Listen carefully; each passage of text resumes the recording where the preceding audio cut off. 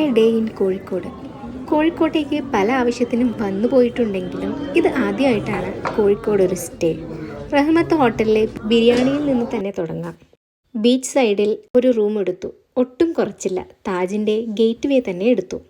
കോഴിക്കോടൻ ബീച്ചും ഫുഡും എക്സ്പ്ലോർ ചെയ്യാൻ ഇതൊരു അവസരം തന്നെയായിരുന്നു. ലക്ഷൂറിയസ് ആയിട്ടുള്ള ഹോട്ടൽ, ഒട്ടും കുറ്റം പറയാനില്ല.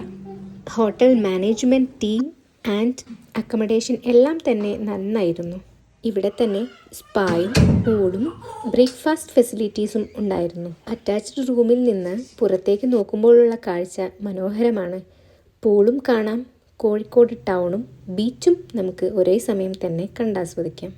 വണ്ടി ഹോട്ടലിൽ തന്നെ പാർക്ക് ചെയ്തിട്ട് വൈകുന്നേരമായപ്പോക്കിന് ഞങ്ങൾ ഒരു ഓട്ടോയും പിടിച്ച് ടൗണ് കറങ്ങാൻ ഇറങ്ങി. ഹോട്ടലിൻ്റെ പുറത്ത് വിശാലമായ ഏരിയ തന്നെയുണ്ട്. അവിടെ നിന്ന് ഞങ്ങൾ നേരെ ഒരു ഓട്ടോ പിടിച്ച് ബീച്ചിലേക്കാണ് പോയത്. ഈവനിങ് സൺസെറ്റ് ആസ്വദിക്കാൻ ഒരുപാട് ആളുകൾ അവിടെ ഉണ്ടായിരുന്നു. ഉപ്പിലിട്ട സാധനങ്ങളും ഐസ്ക്രീമും ഒക്കെ കഴിച്ച് ഞങ്ങൾ അവിടെ നിന്ന് വിട്ടു. ഇപ്പോഴത്തെ ആളുകളുടെ ബിസി ലൈഫിൽ കുറച്ചു നേരമെങ്കിലും ഫാമിലിയോടൊപ്പം ചിലവഴിക്കുന്നതിനും ആഹാരം കഴിക്കുന്നതിനുമൊക്കെ സമയം കണ്ടെത്തുന്ന ഒരു ട്രെൻഡാണല്ലോ ഇപ്പോൾ ഉള്ളത്. നിന്നിറങ്ങി ഞങ്ങൾ ഒരു ഓട്ടോ പിടിച്ച് നേരെ ചെന്നത് SM സ്ട്രീറ്റിലോട്ടാണ്. അവിടെ SK പൊറ്റക്കാടിൻ്റെ പ്രതിമയ്ക്ക് നേരെ മുന്നിലുള്ള ഷോപ്പുകളിൽ നിന്ന് കുറച്ചൊക്കെ സാധനങ്ങളൊക്കെ പർച്ചേസ് ചെയ്ത് ഞങ്ങൾ നേരെ സ്റ്റേഡിയത്തിലോട്ട് വിട്ടു. സ്റ്റേഡിയത്തിനകത്ത് ഒരുപാട് ബുക്ക് ഷോപ്പുകളുണ്ട്. അവിടെ കിട്ടാത്ത ബുക്സ് ഒന്നും തന്നെ ഇല്ല. രാത്രി പാരകളിൽ നിന്ന് ഫുഡ് കഴിച്ച് നേരെ റൂമിലോട്ട്.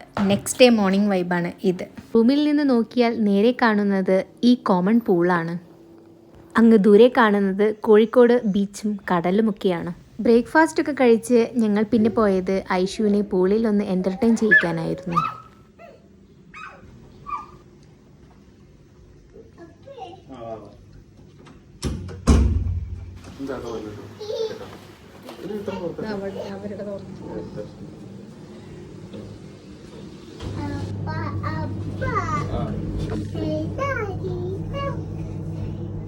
ഐഷു ആദ്യമായിട്ടാണ് ഇതുപോലൊരു പൂളിൽ എൻ്റർടൈൻ ചെയ്യാൻ പോകുന്നത്.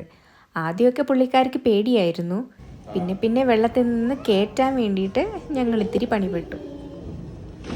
ചെറിയ കുട്ടികൾക്ക് അവരുടെ ഹൈറ്റ് അനുസരിച്ചിട്ടുള്ള ചെറിയൊരു പൂളും കൂടി അവിടെ ഉണ്ടായിരുന്നു. വലിയവർക്ക് വേണ്ടിയിട്ടുള്ള പൂളിലും ഫീറ്റ് വൈസ് അവിടെ സെപ്പറേറ്റ് ചെയ്തിട്ടുണ്ട്.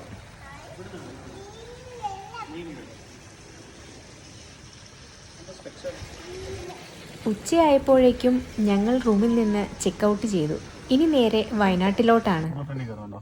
ഇത്തവണത്തെ ഈ അവധി ദിവസങ്ങളിൽ കുറച്ച് സമയമെങ്കിലും കോഴിക്കോടിൻ്റെ ഭാഗമായി നല്ല നിമിഷങ്ങൾ പങ്കിടാൻ കഴിഞ്ഞതിൽ സന്തോഷത്തോടെ ഞങ്ങൾ യാത്രയാവുകയാണ്.